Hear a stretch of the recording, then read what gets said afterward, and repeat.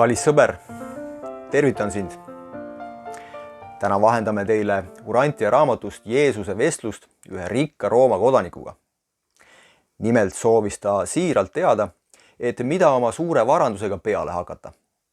Ta küsis Jeesuselt, et mida too rikkusega teeks, kui see tal oleks.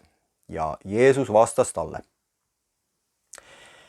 Annetaksin ainelist rikkust ainelise elu parandamiseks, nii nagu ma annaksin teadmisi, tarkust ja vaimset hoolitsust intellektuaalse elu rikastamiseks, sotsiaalse elu õilistamiseks ja vaimse elu edendamiseks. Haldaksin ainelist rikkust ühe põlvkonna varude targa hooldajana, järgmise ja edasiste põlvkondade kasuks ja õilistamiseks. Jeesuse vastus rikast meest siiski täielikult ei rahuldanud. Ta sööndas uuesti küsida.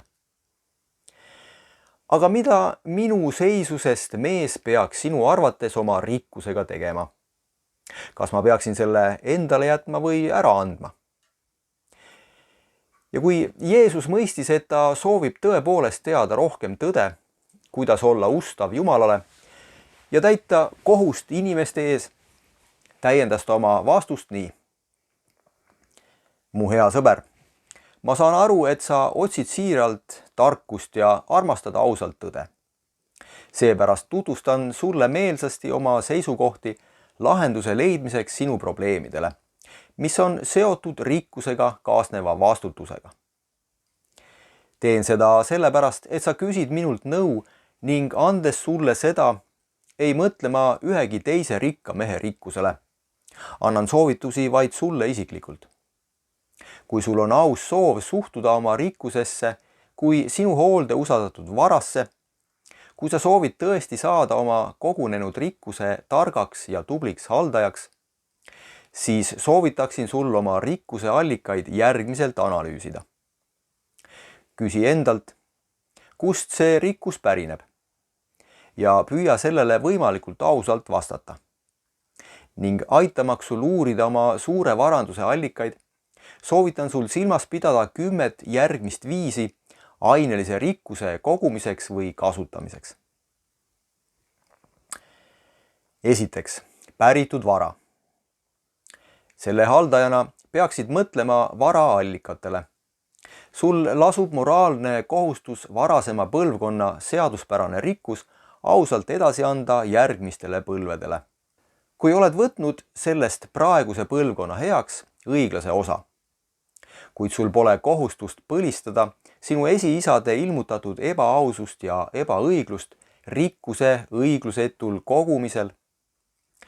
Kui selgub, et mingi osa sinu päritud rikkusest on saadud pettuse või ülekohtu teel, võid selle vastavalt oma arusaamadele õiglusest, heldusest ja hüvitamisest välja jagada. Ülejäänud osa oma seaduspärasest päritud rikkusest võid õigusega kasutada ja anda usaldusväärse hooldajana üle ühelt põlvkonnalt teisele. Teiseks, avastatud rikkus.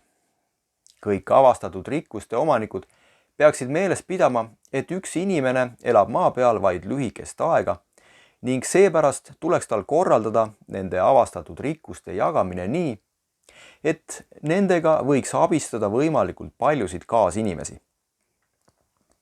Avastajale ei tohiks küll keelata kogu hüvitust avastamiseks tehtud jõupingutuste eest, kuid ta ei tohiks ka isekalt nõuda endale kõiki eeliseid ja hüvesid, mida looduse varjatud varude avastamine võib anda.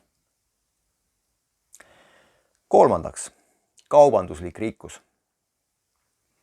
Seni kui inimesed eelistavad ajada maailmas äriasju kauplemise ja vahetuse teel, on neil õigus saada õiglast ja seaduspärast kasumit. Iga kaupmees on oma teenuste eest palga ära teeninud. Kaupmehel on õigus oma tasule. Õiglane kauplemine ja kaasinimeste aus kohtlemine maailma organiseeritud äritegevuses loob palju erinevaid kasumiliike ning kõigi nende rikkuse allikate üle tuleb otsustada, lähtudes kõrgeimatest õigluse, aususe ja erapooletuse põhimõtetest. aus kaupmees peaks kõhklemata võtma sama suurt kasumit, nagu ta ise teisele kaupmehele samasuguse tehingu eest annaks. Seda liiki suurte äritehingutega kogutud rikkus pole küll sama, mis ise teenitud tulu, kuid see ausalt saadud rikkus annab omanikule siiski üsna suured õigused selle edasiseks jaotamiseks.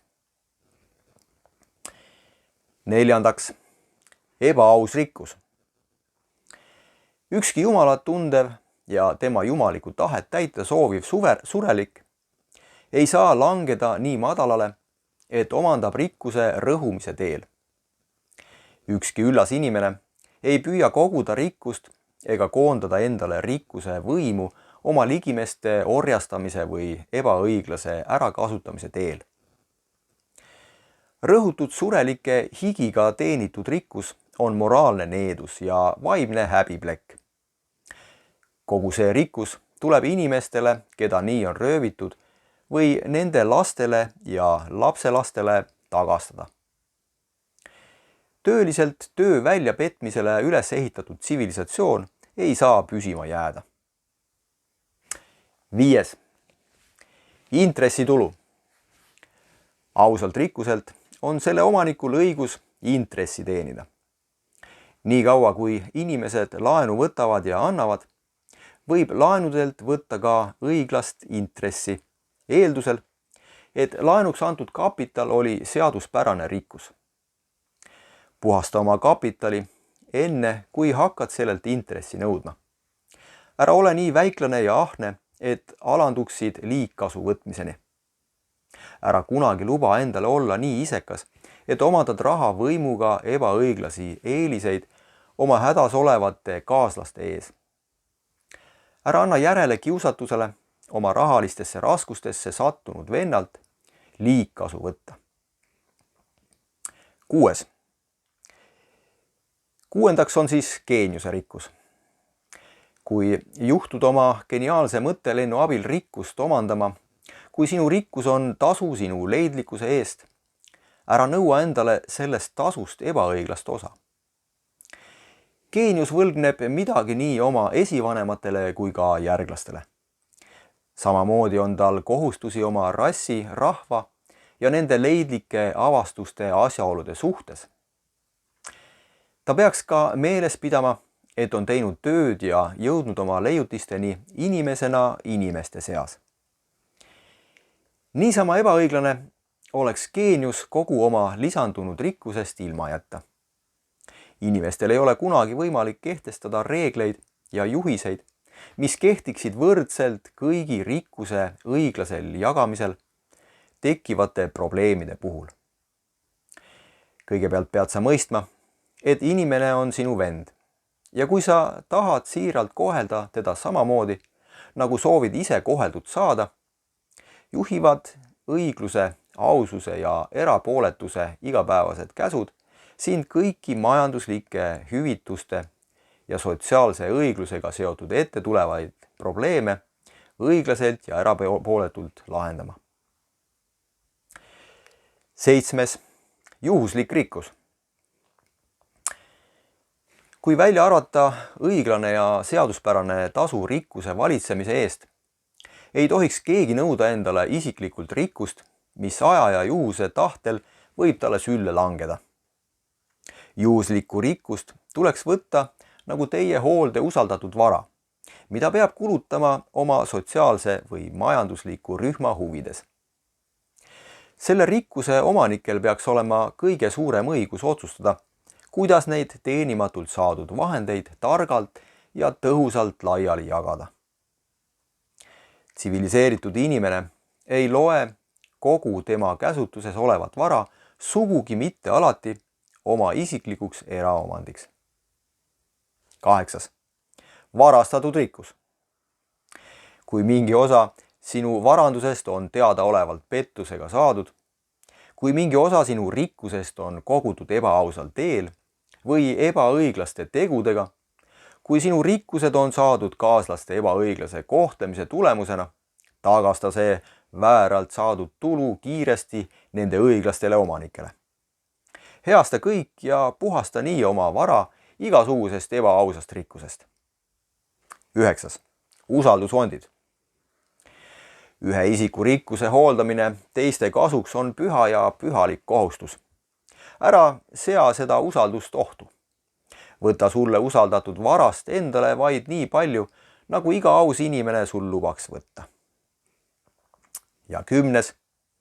Teenitud rikkus. See osa sinu varast, mille sa oled teeninud oma enda meele ja füüsiliste pingutustega, kui oled teinud oma tööd ausalt ja õiglaselt, on tõeliselt sinu oma.